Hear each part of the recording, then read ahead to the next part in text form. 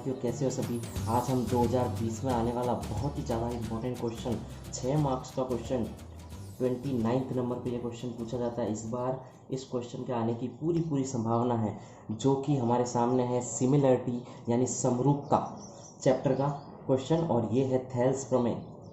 ठीक है जी, आज ये करने वाले हैं। वीडियो को पूरा देखिए तभी समझ में आएगा, और 100% यहाँ से आपको 6 नंबर मिलने वाले हैं। तो शुरू करते हैं आज की प्रमेय। ठीक है, देखिए अपने आरबीएसई में 11 चैप्टर है, सीबीएसई में भी ये क्वेश्चन है, और ये क्वेश्चन पूछा जाता है हर एक साल छोड़ के। एक साल 2019 में ये क्वेश्चन नहीं आया है, इसलिए 20 में इसकी पूरी संभावना है। तो शुरू करते हैं हम।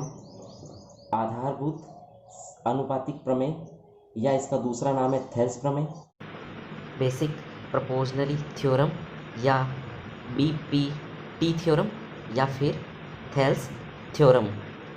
इन नाम से कभी नहीं आता है क्वेश्चन इसके स्टेटमेंट से आता है, कथन दिया हुआ होता है एग्जाम में, तो हमें ये करना होता है क्वेश्चन।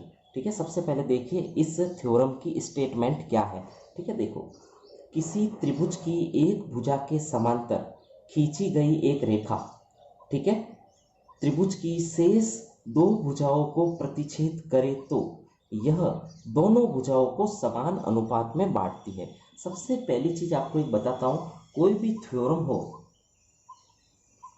थ्योरम हो उसको हमेशा 4 स्टेप में पूरा करना होता है। ठीक है, सबसे पहले होता है गिवन। सबसे पहला स्टेप क्या होता है? गिवन या दिया गया है। अब देखिए ये क्या होता है, क्वेश्चन में हमें क्या दिया गया है। देखिए, किसी त्रिभुज की एक भुजा, हमें दिया हुआ है कोई ट्राइंगल है, माना कि वो ट्राइंगल है ABC। ठीक है जी, जैसे कहा है वैसे किया है। एक भुजा के समांतर खींची गई एक रेखा, ठीक है। अब इसके कोई भी एक भुजा है, माना कि ये भुजा ले ली BC, इसके समांतर खींची गई एक रेखा, ठीक है, माना कि ABC नाम दे दिया। क्या नाम देते हैं? DE। ओके, हाँ, जैसा कहा है वैसा करना है, कहीं प्रॉब्लम नहीं आने वाली। इजी वे में आप 6 नंबर ला पाओगे यहाँ पे, पूरा 100% समझ में आएगा ये वीडियो। अब देखिए, त्रिभुज की शेष दो भुजाओं को प्रतिच्छेद करें। ठीक है, ये त्रिभुज की शेष दो भुजा है, ये एक भुजा और ये शेष दूसरी भुजा, इनको क्या कर रही है? प्रतिच्छेद कर रही है। प्रतिच्छेद करे तो आ गया, इसका मतलब ये सारी चीजें गिवन में आ गई। ठीक है, तो देखिए पहला स्टेप है गिवन। गिवन में क्या लिखेंगे? ABC एक त्रिभुज है, सारी चीजें क्वेश्चन में दी हुई है। ABC एक त्रिभुज है, फिर समांतर रेखा खींची। किसके समांतर खींची? हमने BC के समांतर DE खींची, तो DE समांतर है किसके? BC। देखिए समांतर का चिन्ह है, DE समांतर है BC। ओके, आगे चलते हैं। इसके बाद क्या किया है? इसके बाद त्रिभुज की शेष दो भुजाओं को प्रतिच्छेद करती है। ठीक है, D किसको प्रतिच्छेद करता है? AB को, और E किसको प्रतिच्छेद करता है? AC को। तो DE जो है, ये DE जो रेखा है वो क्या करती है? AB व AC को, AB को तो D पे और AC को E पर प्रतिच्छेद करती है। DE है वो AB व AC को क्रमशः D व E पर काटते हैं या प्रतिच्छेद करते हैं। ठीक है, समझ में आ गया गिवन वाला पार्ट? ठीक है, क्वेश्चन से ही मैंने उठाया है सारा। अब देखिए सेकंड स्टेप क्या होता है।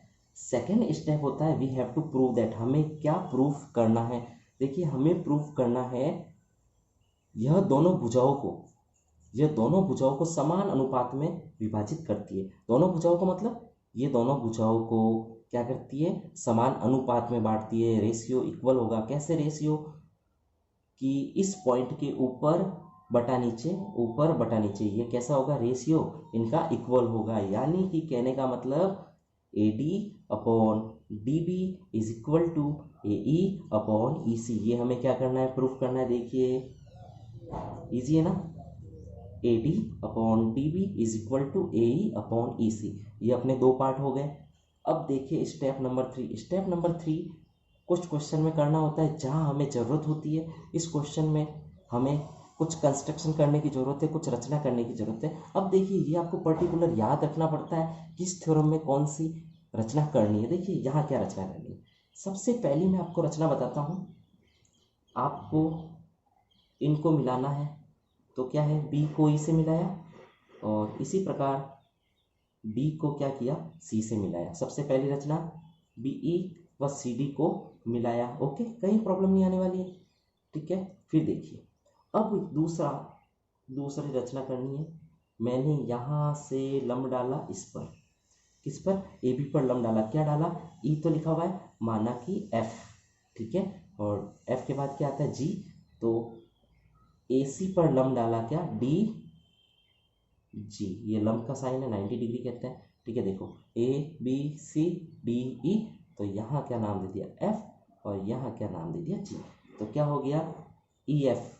ई एफ किस पर लंब है, परपेंडिकुलर ए बी पर है, ठीक है, और डी जी किस पर लंब है, परपेंडिकुलर है ए सी पर। बहुत ही इजी क्वेश्चन है, ठीक है। ये आपके 3 स्टेप क्लियर हो गए हैं, डायग्राम आपको इजी वे में समझ में आ गया।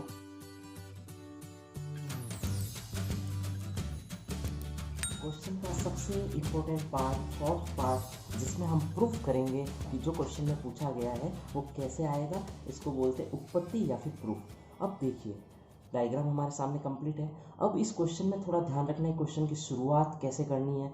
अब सबसे पहले यहाँ पर एक फॉर्मूला यूज आएगा कि ट्राइंगल का जो एरिया होता है, त्रिभुज का जो क्षेत्रफल होता है वो क्या होता है, 1/2 आधार इंटू ऊंचाई, 1/2 बेस इंटू हाइट,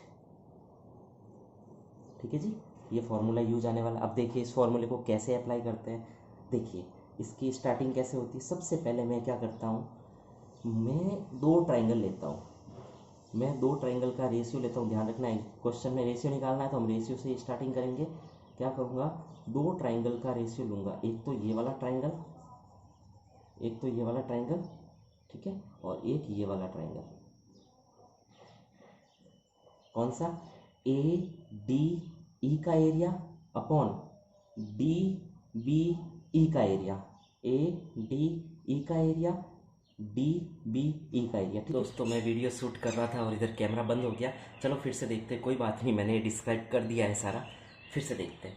हाँ देखिए, एक हमने ट्राइंगल लिया है ए डी ई, एक लिया है डी बी ई, ठीक है, ये दोनों। इनमें हमें ट्राइंगल का फॉर्मूला लगाना है एरिया का।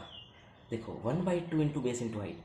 देखिए इसमें 1/2 इंटू आधार इंटू ऊंचाई। देखिए इसका आधार क्या होगा, आपको लग रहा है ये होगा, नहीं, आधार क्या होता है, जहाँ पर आकर 90 डिग्री वाला लंब गिरता है वो आधार होता है। तो यह आधार कौन हो गया, एडी, और ऊंचाई कौन हो गई, जो आके गिरती है वो कहलाती है ऊंचाई।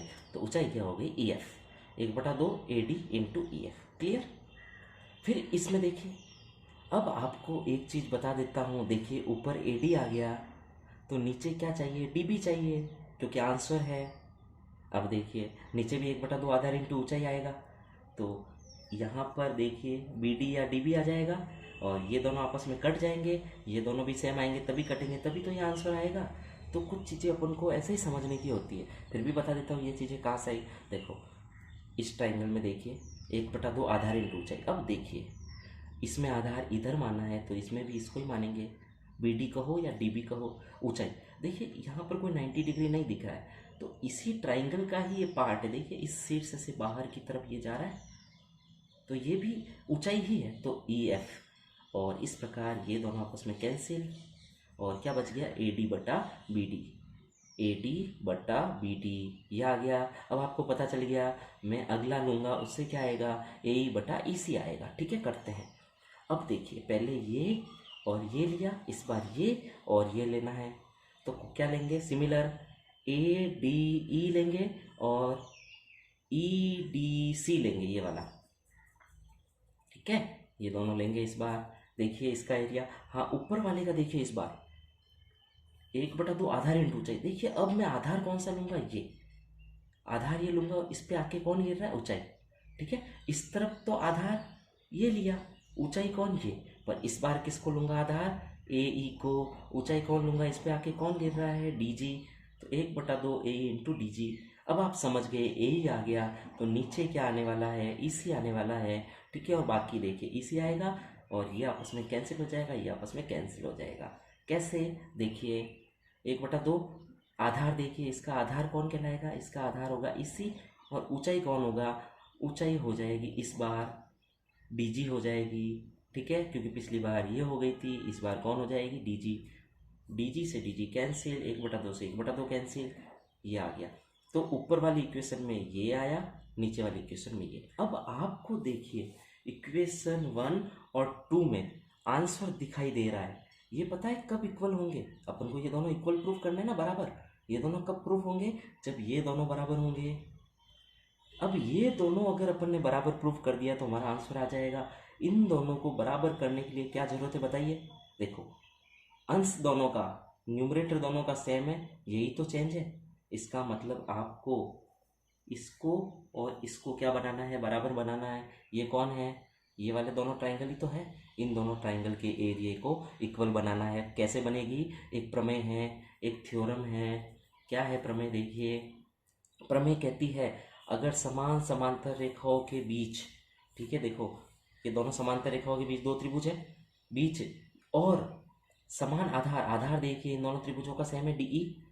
अगर कोई दो त्रिभुज हो तो उनके क्षेत्रफल बराबर होते हैं। तो है ना यहाँ पे ये त्रिभुज और ये त्रिभुज, देखो इन दोनों समांतर रेखाओं के बीच में है और एक ही आधार पर बने हुए। देखो ये ऐसे बना हुआ है, ये ऐसे बना हुआ है, तो इनके क्षेत्रफल बराबर होंगे। तो ये प्रमेय मैंने लिख दी है, आपको भी लिखनी है। इन दोनों के क्षेत्रफल बराबर हो गए। जब ये दोनों बराबर हो गए तो ये और ये भी आपस में बराबर हो गए, यानी कि समीकरण, ठीक है, ये मैंने लिख दिया है, दोनों के क्षेत्रफल बराबर। उसके बाद क्या होगा? उसके बाद क्या होगा? इसको हम क्या लिख सकते हैं? ये लिख सकते हैं। तो मैंने इसकी जगह क्या लिख दिया? ये लिख दिया। अब देखिए, अब इसको और इसको देख लीजिए आप, इक्वेशन 1 और 4 को, ये और ये इक्वल हो गई ना, एक जैसे हो गए बिल्कुल। और जब ये दोनों इक्वल हो गए तो ये दोनों भी इक्वल हो जाएंगे। समीकरण 1 और 4 से ये दोनों इक्वल। क्यों? क्योंकि इसकी एक साइड इक्वल हो गई है। तो बस आपको ये क्वेश्चन इजी वे में करना है, आराम से इसको देखिए, थोड़ा समय लगेगा, स्क्रीनशॉट ले लीजिए। इसी प्रकार के वीडियोस आपको मिलते रहेंगे बहुत ही जल्द। ऑनलाइन क्लास के माध्यम से आपको 2020 में आने वाले सारे इंपॉर्टेंट क्वेश्चन का सॉल्यूशन दिया जाएगा। धन्यवाद।